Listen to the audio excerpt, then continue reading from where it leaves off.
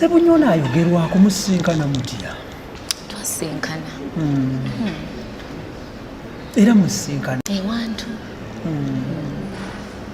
We met. That's why we are together. Yeah, we met somewhere at some time. Yeah. And yeah, he's one of the best things that have happened to me. Okay. How is life at home with Sebunya? It's amazing. It's amazing. It's more of everything I've wanted as a husband and wife relationship.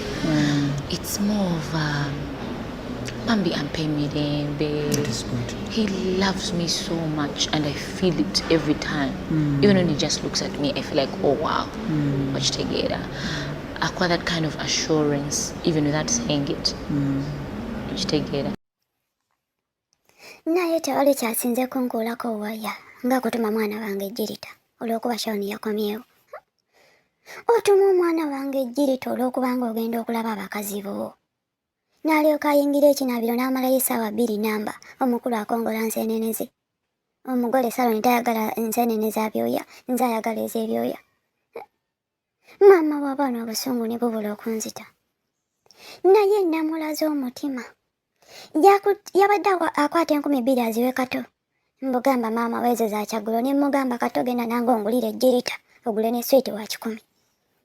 Awo olutalo we lwavudde. Nkugambye n'alyoka awuza ogenda mu bwenzi ne mugamba gw'obadde ogenda kukwata nswa.